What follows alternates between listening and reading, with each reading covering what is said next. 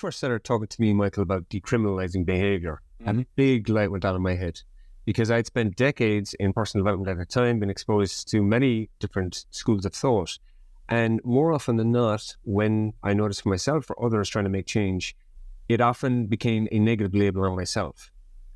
And so this idea, which I would like you to talk about in a moment, about the importance of, if you're going to change a habit and any particular behaviour, is the importance of really getting to decriminalize the behaviour. Well, the reason why is because, contrary to what we've been taught, the most important thing is not you judging yourself either right or wrong, good, evil, all of that. No, that's a social control trick that was played. And what happens is that for some people, and at times for many, we substitute self-judgment for actually getting on and changing. Might be the person who is constantly saying, I'm sorry, but then carrying on doing the same thing.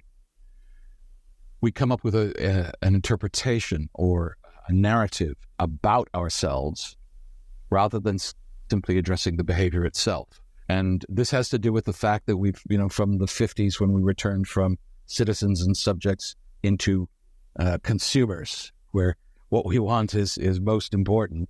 But secondly, that by judging ourselves this or that, it has the same value as changing the behavior.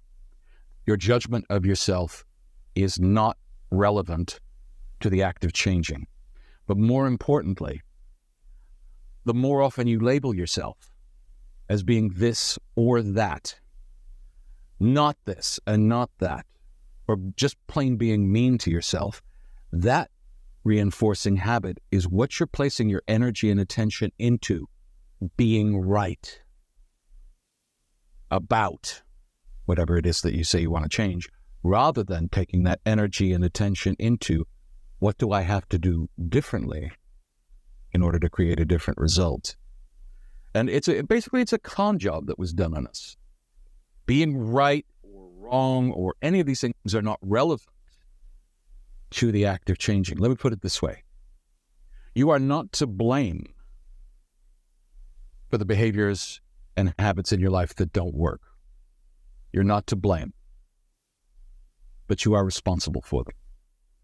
The opinion of right, wrong, and all of that, as a substitute for taking action, you can let all of that go. The behaviors are just behaviors. They were adaptations to a situation. By focusing in on the behaviors themselves, what am I doing? What am I seeking? How does this work and what does it produce? Rather than, oh my God, I'm so terrible. I do that every time. What happens is that the brain then attempts to validate that. Yes, I can think back to, 20 examples of how I suck at this and I'm no good at that. All you've done is just gone into a loop that keeps you from actively using that energy in order to create change. You mentioned an important point, as in not to blame, but are responsible. A lot of people will have those words linked together semantically, thinking that being responsible equals blame. Can you unhook that for folks? That's just a legal construct. And we are in a spanking society, Gonna nail you, You're to blame. Organizations constantly trying to avoid being accountable for what it is that they create. It's what happens in our society, and it's how people kind of try and get by when there is no support for being simple, direct, and truthful. It's a radical act to do these things in our society today. You can do it inside your head, and when you do, your life gets a whole lot better, a whole lot quicker, because being responsible, every parent knows that they have responsibilities, and it's very simple stuff. When the baby needs its nappy changed, it doesn't matter that you're not to blame for it, that you didn't create the situation. You're the one who is responsible, because the infant cannot be. It's that simple. You have a responsibility, but you're not to blame. And so learning how to deal with that in a way that doesn't drive you insane is a good idea. And sometimes that'll take work. In the same way, when we're talking about our own behavior, most of those behaviors were not conscious decisions to create habits that only produce a result in one place, but when they're used in other places, create mayhem and chaos and not the results that you want. You're not to blame for the fact that your body-mind works perfectly. It's only got what you do. It's only got the behaviors that it engages in order to pattern on. There's no moral side to it. It's just how the mechanism works.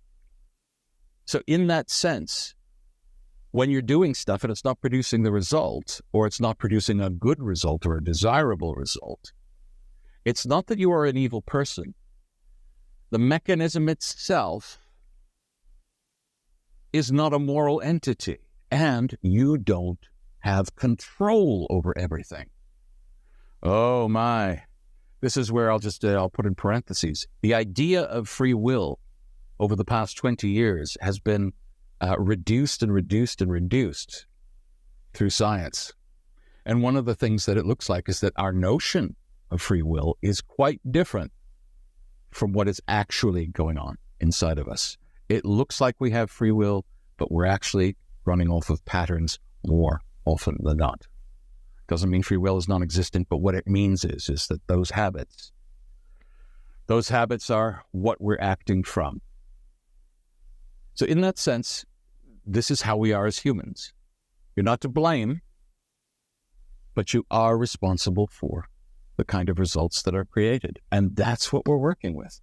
Just the results that we're creating and how we're going about doing it.